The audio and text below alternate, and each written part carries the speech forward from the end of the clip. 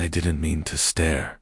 But when you're standing in the dim hallway of a stranger's house, well, not a stranger, but close enough, and the bathroom door swings open with a soft click, revealing your best friend's dad stepping out shirtless and steaming like he just walked out of a slow-motion movie scene.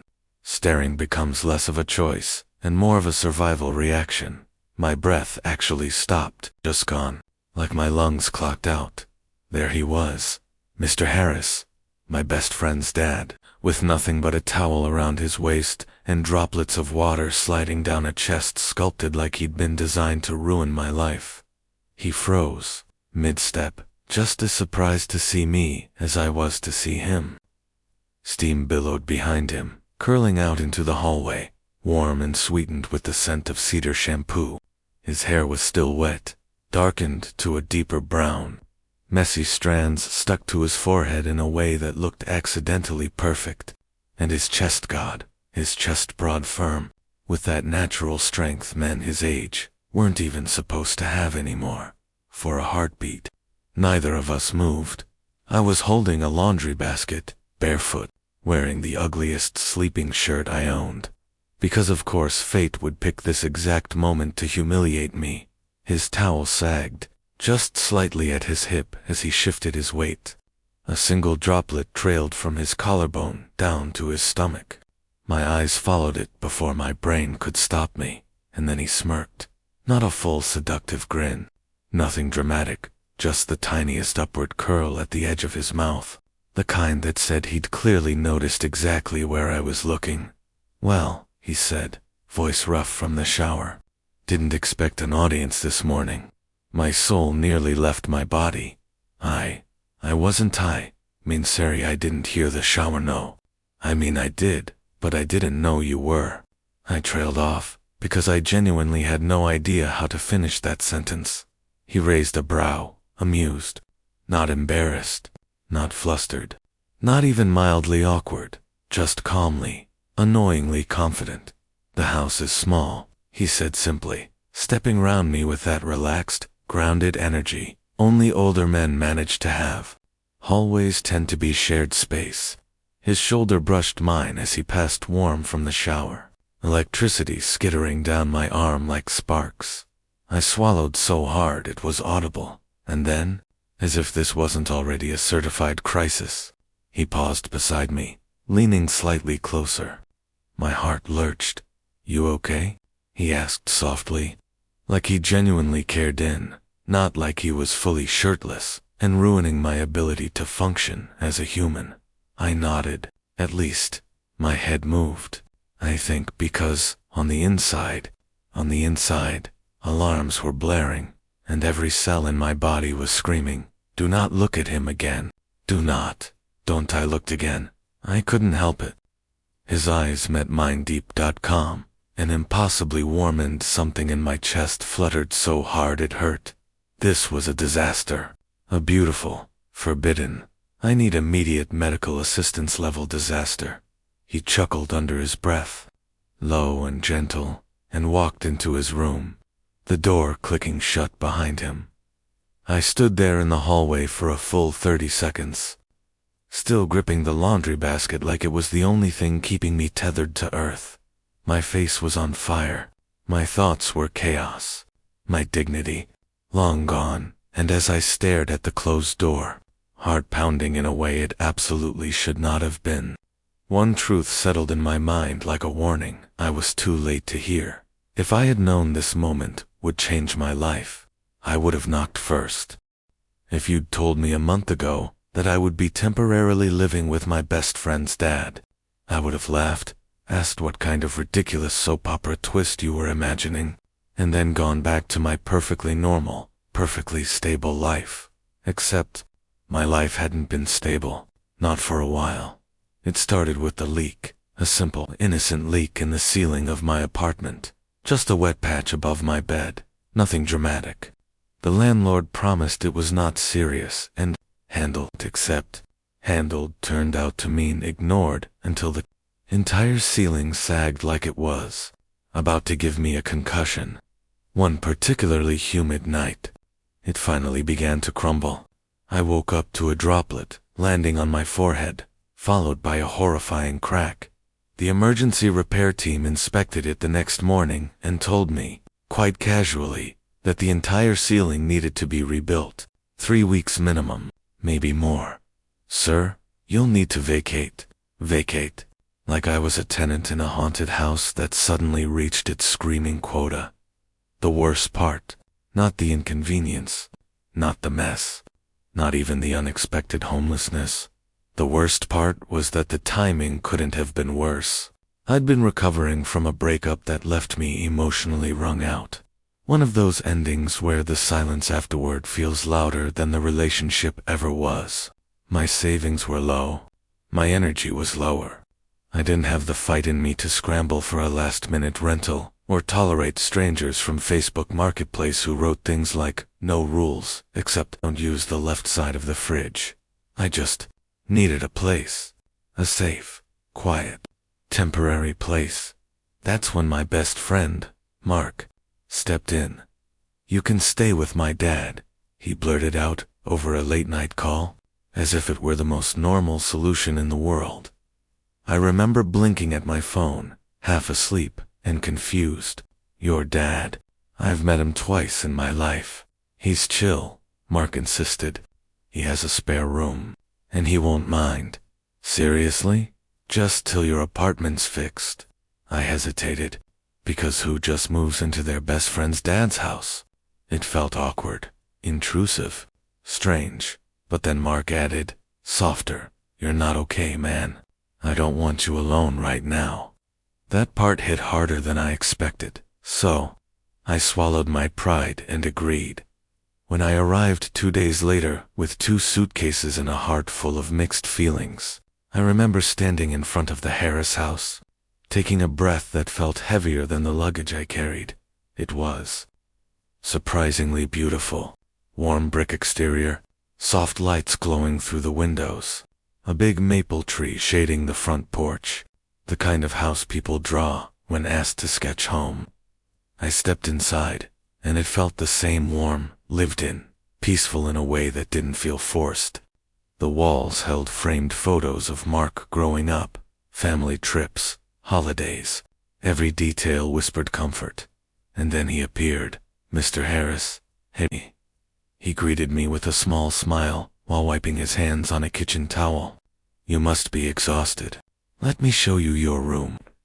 Just like that, no awkwardness, no fuss. Calm, collected, polite in a way that didn't feel performative. He walked with an easy confidence, shoulders relaxed, voice steady and warm. It was the kind of presence that immediately made the air feel safer. There was something grounded about him, like he didn't rush through life, like he'd seen enough storms to appreciate quiet moments. He carried one of my bags, even when I tried to insist I could handle it. That was my first impression.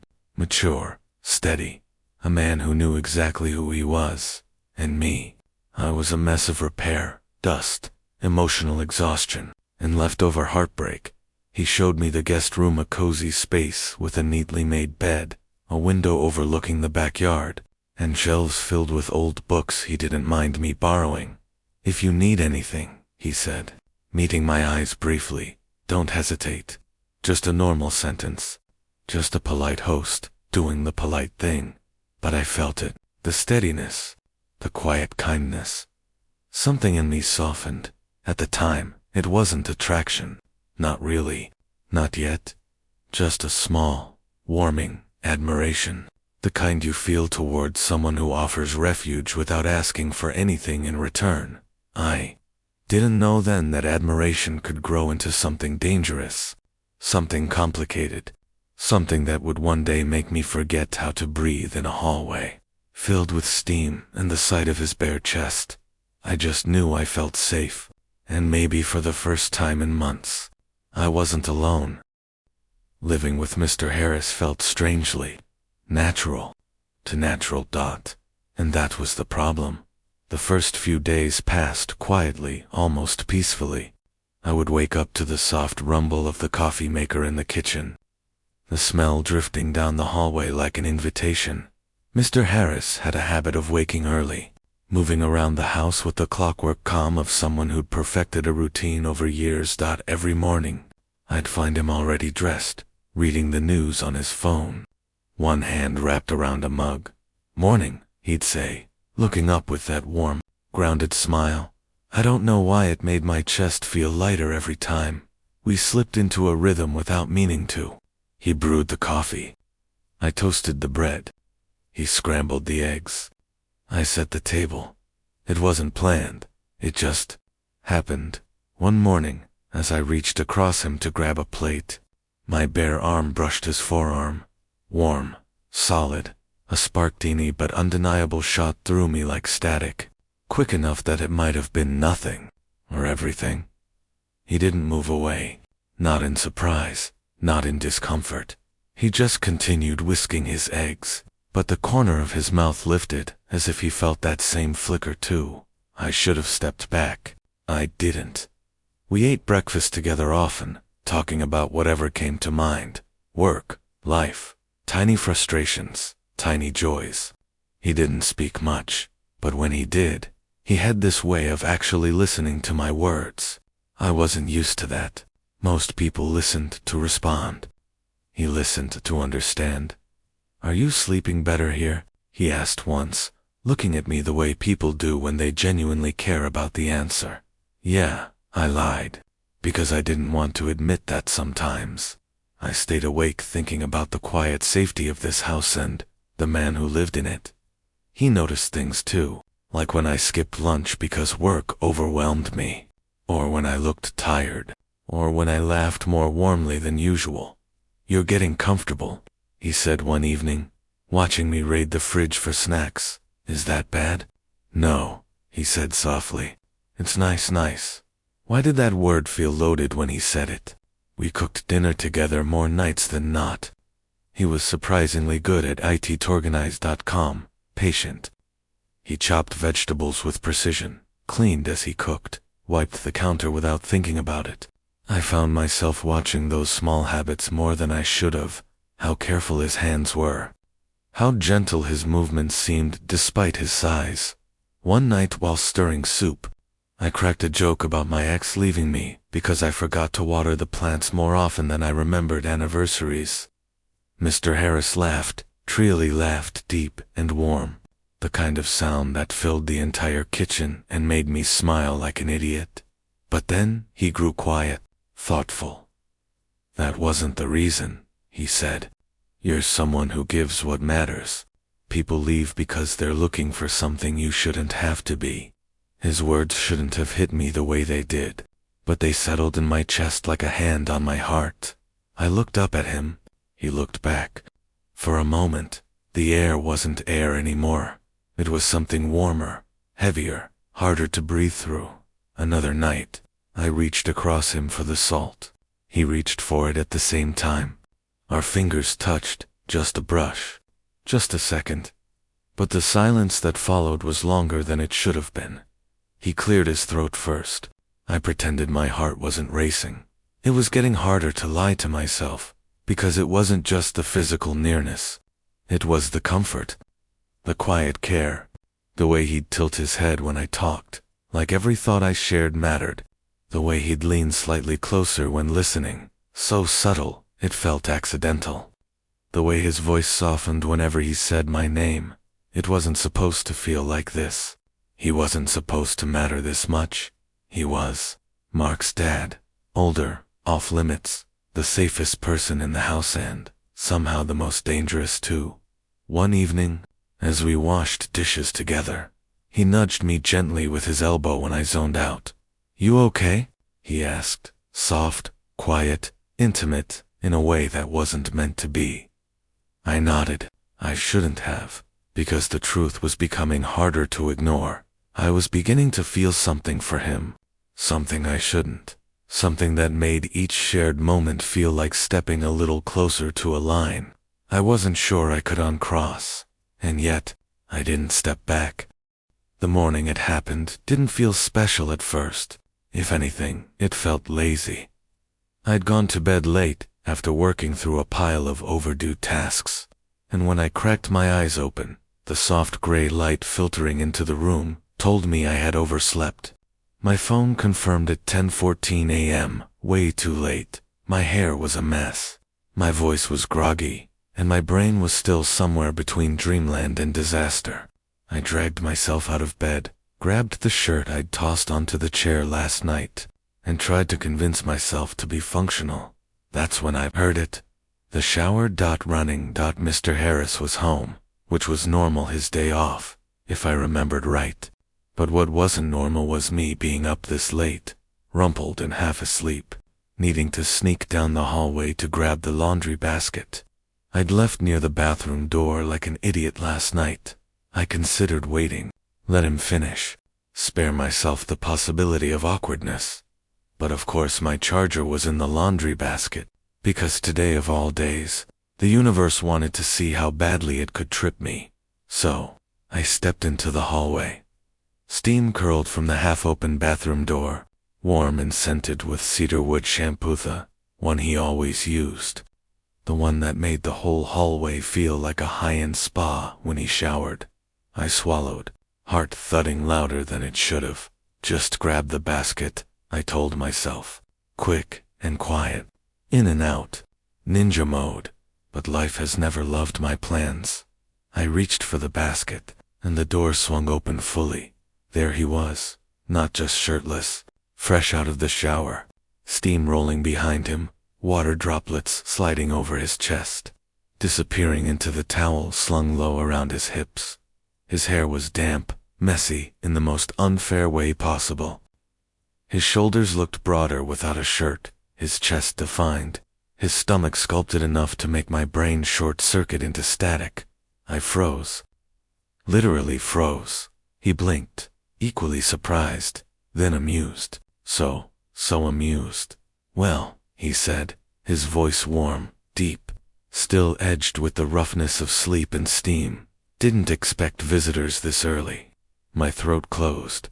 Words abandoned me like cowards. I wasn't. I gestured vaguely to the basket. Just, charger. Sorry. I didn't know you were. I waved toward his chest in a mortifying, panicked arc. Like that. He grinned slow, teasing, gentle, not mocking, just aware. It is a bathroom, he said lightly, stepping out into the hallway without hesitation. Clothes aren't always part of the experience. I made a sound I have never made before or since. Something between a squeak and a gasp. His eyes warmed with amusement.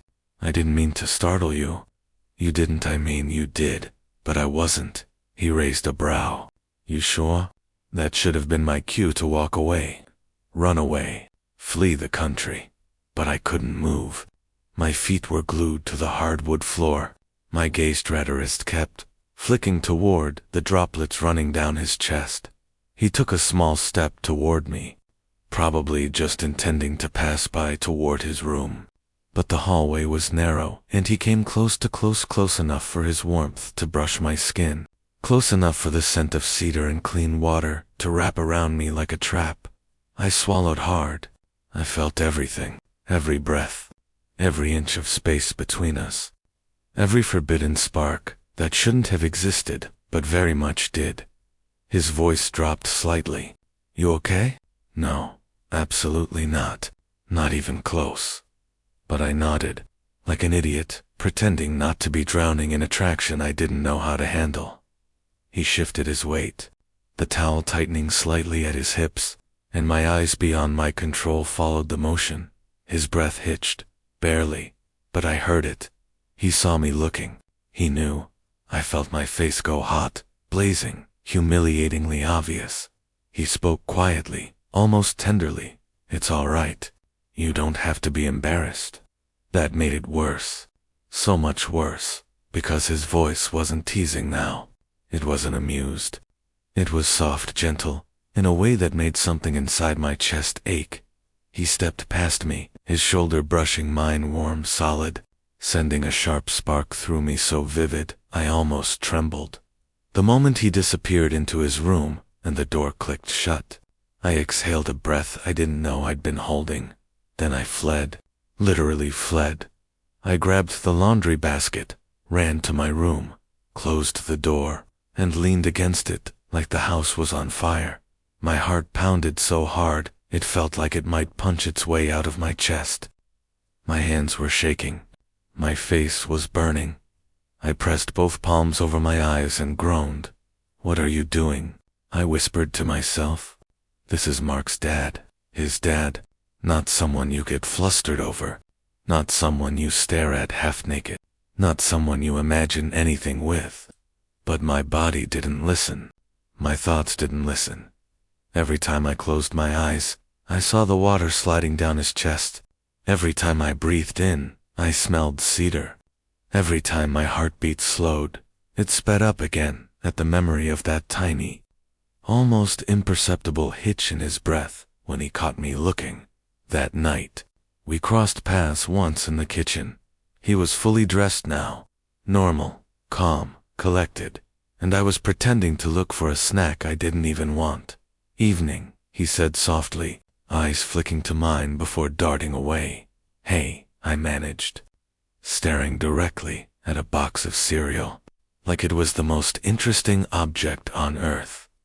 We both kept our conversations short, too short, avoided each other's eyes, moved around each other like the air in the room had thickened. But the tension was unmistakable. It wrapped around us silently, humming between us, charged and dangerous. Something had shifted, something real, something neither of us knew how to name yet, but we both felt it. Avoiding him should have been easy. The house wasn't big, but with enough planning and enough panicked determination, figured I could dodge him until my heartbeats stopped, reacting like an overexcited fire alarm. Every time I heard his voice, I tried. God knows I tried. I woke up earlier than usual, stayed in my room longer, ate at weird hours, pretended to be busy, walked around quietly like some kind of guilty ghost, drifting from wall to wall. But avoidance has a smell, a weight, a shape. And Mr. Harris wasn't the type to ignore it. By the third day, he found me. I was sitting in the backyard, pretending to read a book I hadn't turned a page of for 20 minutes. The late afternoon sun was warm, cicadas humming, the air still except for the soft rustle of leaves. The sliding door opened. I didn't look up, but I felt him step outside, felt his presence settle into the space like gravity. He didn't say anything at first, just approached quietly and sat down on the bench beside me, not too close, but close enough that I felt the heat radiating from him, close enough that my entire body tensed. "You're avoiding me," he said finally, not accused, not angry, simply stated, like a fact he had no desire to fight about. "Just understand." My throat tightened. "I'm not, you are." His voice was soft but firm. "Did I do something wrong? Make you uncomfortable?" The guilt hit me so sharply I almost flinched. "No," I said quickly, lowering the book. "You didn't do anything wrong." He exhaled through his nose, looking out across the yard, elbows resting loosely on his knees. "Then what's going on?" His voice dropped quieter, tender in a way that disarmed every defense I had. "I can't fix something if I don't know what it is." My chest squeezed, and I hated that he cared enough to notice. I looked down at my hands, fiddling with the corner of the abandoned page. My voice cracked embarrassingly. "I needed space." "Why?" "Because your presence does something to me I'm not supposed to feel. Because seeing you shirtless scrambled my sanity. Because every time you look at me, something in my chest stirs that shouldn't stir." But I couldn't say that. Not yet. So I said, "It's complicated." He nodded slowly, waiting, patient, open, safe. That only made it harder. Finally, I swallowed the knot in my throat. "It's not you," I said. "It's me." He huffed a quiet laugh. "That sounds like the beginning of a breakup speech." I cracked a dry smile, despite myself. Then the smile faded. "I'm attracted to you," I admitted, the words slipping out on a shaky breath. and I feel guilty about it. I feel stupid, wrong, like I'm crossing a line I shouldn't even be close to. Silence stretched between us, warm and thick. I didn't dare look at him. My fingers trembled slightly. My face burned. Every insecurity I had crawled to the surface. "It's your house," I whispered. "You're my best friend's dad. This is supposed to be a safe place, not a whatever the hell I'm making it." Another breath, another cracked truth. And the other day when you came out of the shower, my voice faltered. I don't know what happened to me.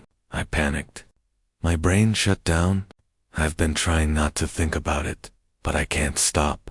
I feel something I shouldn't feel. For a moment, the world held still. Then I heard him inhales, low, steady. "Look at me," he said gently. I hesitated, but something in his tone drew me in. I lifted my eyes. He wasn't angry, or amused, or distant. He looked human, vulnerable, even. "I felt something too," he said. My heart stopped. "Not because of the towel," he added, a small smile softening his expression. "Though I admit your face was unforgettable." He shook his head lightly, eyes warm. "But I felt something before that, a while before." My breath caught. "You're easy to be around," he continued. "Comfortable, kind, real. The house feels different with you here, lighter. And sometimes, I find myself looking for you without meaning to, listening for your voice, wondering what you're thinking." His words wrapped around something deep inside me and pulled. That day in the hallway, his voice dipped low. "You looked at me like I was more than just your friend's dad, and I shouldn't have reacted. I shouldn't have felt anything, but I did." A pause. Something shifted, for both of us. I swallowed hard. My pulse hammered in my ears. "But we can't," I whispered. "That's the problem." He nodded. "I know. There's an age gap." "Yes. And Mark," his jaw tightened. "That's the hardest part. And people would judge us. We'd judge ourselves," he added quietly. I closed my eyes, exhaling shakily. Everything in me felt raw, exposed yet strangely relieved. "So what do we do?" I asked. He leaned back slightly, running a hand through his hair.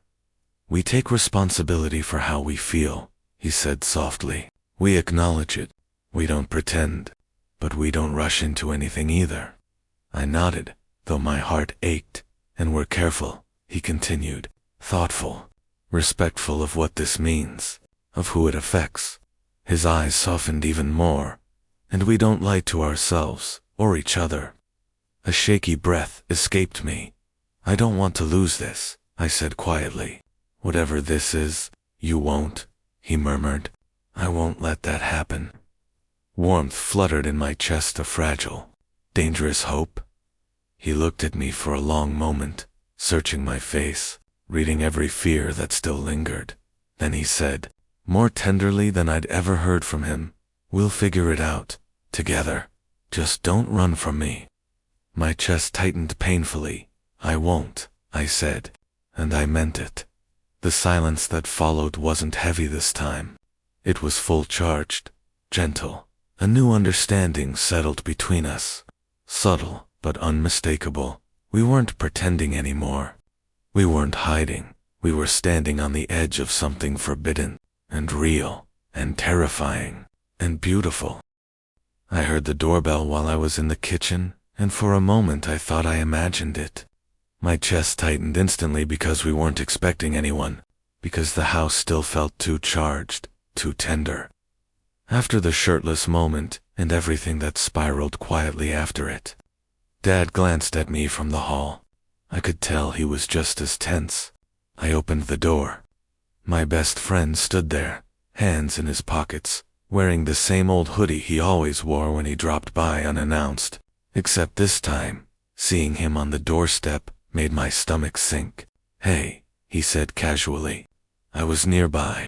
Thought I'd check on you." "Oh yeah. Yeah. Come in," I managed. My voice cracked a little. He walked inside like he always did, but almost instantly his eyes darted around. He noticed the way I stood frozen, the way Dad paused when he saw him, the way we both looked away too quickly. Something flickered across his face. Confusion, suspicion, something sharp.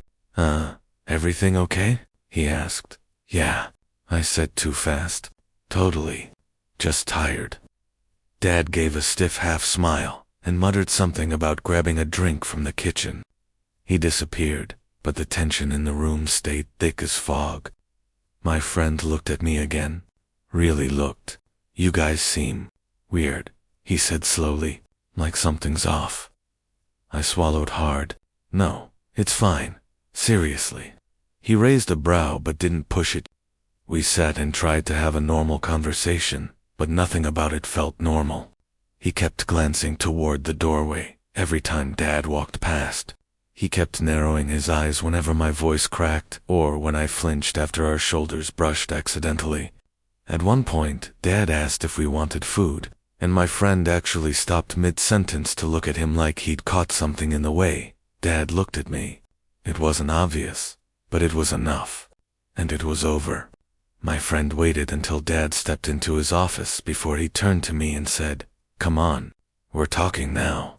He walked straight to the guest room. I followed because my legs didn't know how to refuse.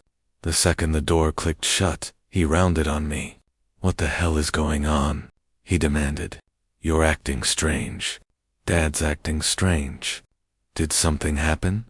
I froze. My heartbeat thudded painfully in my ears. I opened my mouth, and nothing came out. "Bro," he said, softer but sharper. "Tell me the truth." I shook my head slowly, eyes burning. "It's nothing, I swear. I'm just stressed." He stared at me like he could see every lie cracking under my skin. "You're lying," he said flatly. "I know you. I've known you for years. Something happened." He stepped closer, voice breaking slightly. "Did he say something? Did you two fight?" "Did he?" Before he could finish, the door opened again. Dad stood there. For a moment, the room fell into a suffocating silence. My friend's eyes shot from me to him. Dad's voice was calm, but firm. "It's not his fault." My friend blinked. "What?" Dad stepped inside, shutting the door behind him. "If you're angry," he said, meeting his son's eyes, "be angry at me. I should take responsibility." A chill went down my spine. "Dad, don't," I whispered. My friend's voice rose. "Responsible for what?" Dad took a breath, a deep, steadying one. "I've developed feelings for him." Everything shattered. My friend stared at him, stunned. Then he laughed a short, broken, disbelieving sound. "For him?" he repeated. "My best friend." Dad didn't flinch. "Yes." My friend looked at me, then really looked, and something in his face twisted. Anger, betrayal, heartbreak, all tangled together. "You," he said to me, voice low. "You too." I didn't mean to, I choked out, stepping forward. "No," he snapped. "No, don't say that. Don't try to make this sound like some mistake." He pointed between us. "This is insane. This is messed up." My chest squeezed painfully. "It wasn't planned," I whispered. "I didn't want anyone to get hurt." "Well, congratulations," he said bitterly.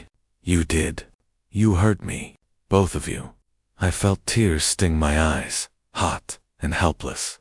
He backed away from both of us, shaking his head. "I trusted you," he said. "I trusted both of you more than anyone." Dad stepped forward. "Listen, don't," he cut in. "I don't want to hear it." He stormed out. I tried to follow him, but my legs wouldn't move fast enough. The front door slammed so hard the walls shook.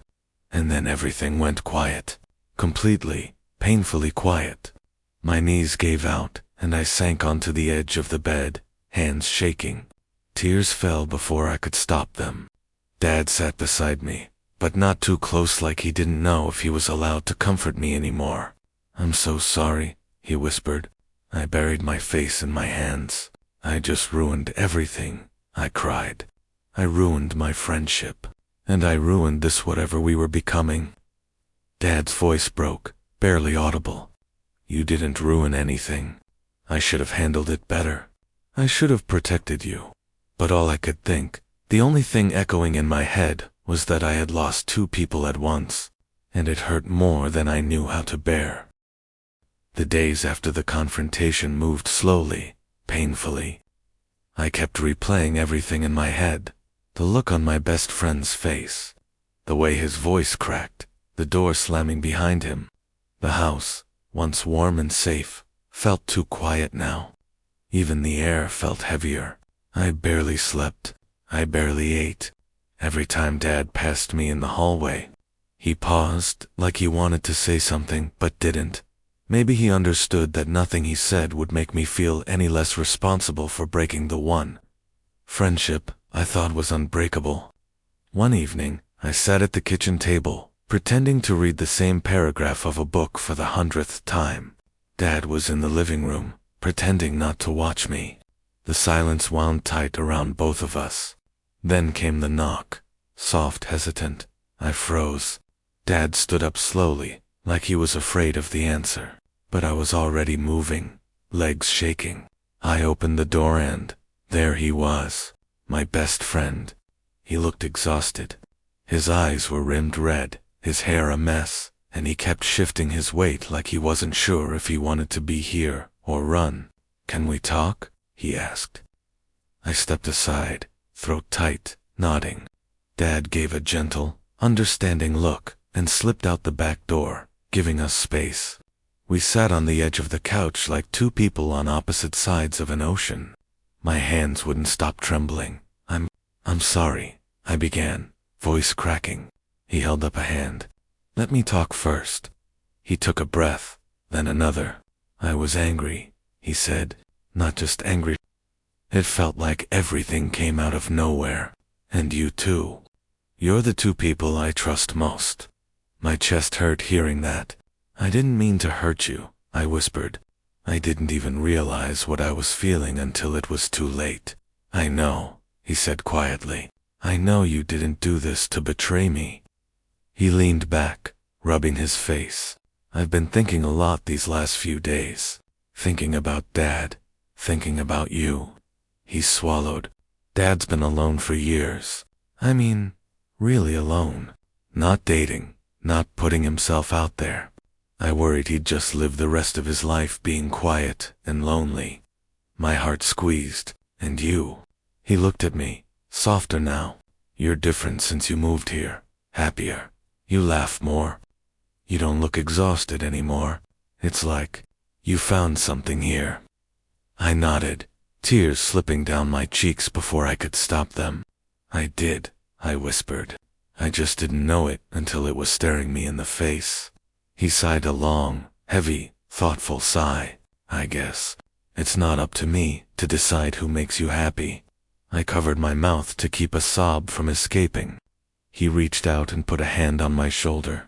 I'm not saying it isn't weird, he added, giving a small, pained laugh. It is. But weird doesn't mean wrong.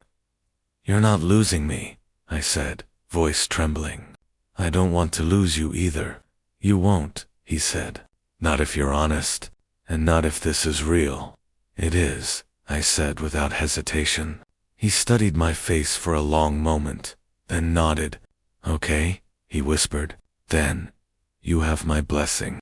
A reluctant one, but a real one. A small laugh escaped me, half laugh, half soband. I leaned forward, hugging him. He hugged me back, tight, like he was afraid to let go. After a minute, he pulled back. Tell Dad to come inside. Dad returned a moment later, cautious. He stood in the doorway like he was ready to be yelled at or thrown out. My best friend looked at him for a long moment, jaw tight. Then he said softly, "Don't hurt him." Dad's eyes softened in a way I'd never seen before. "I won't," he said. "I care about him more than you know." The tension loosened, a fragile truce, but real. My best friend left with a promise to come back tomorrow.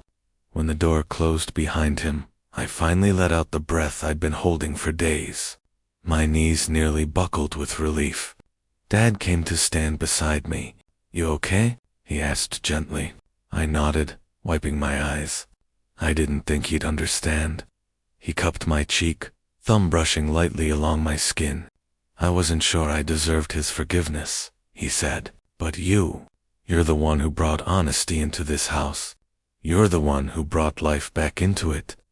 He walked to a drawer in the hallway and returned with something in his hand. "I've been holding on to this," he said, voice quiet. "I wasn't sure when to give it to you. I guess now feels right." He placed a small key in my palm. For a second, I couldn't even breathe. "It's a spare," he said. "To the house. To this place. To whatever we're building. It's yours if you want it." My eyes blurred. My voice came out in a whisper. "I do." He pulled me into him slowly, giving me time to pull away if I wanted, to which only made me cling tighter. Our foreheads touched, warm and grounding. I felt his hand slide around my waist, steady and sure. He breathed softly against my skin. "You're safe here," he murmured. The kiss he gave me wasn't rushed or desperate. It was warm, slow, a promise more than anything else. I melted into it, into him, into the certainty that the chaos had been worth it. When we finally pulled back, he rested his forehead against mine again. "I'm glad you're here," he whispered. A tear slipped down my cheek, but I was smiling. "I came here searching for a place to stay," I said, my voice soft but certain. "I found a home, and a heart willing to choose me." Thank you so much for taking the time to share your thoughts with us. Your feedback is very valuable and will help us improve. May I kindly ask which country you are joining us from?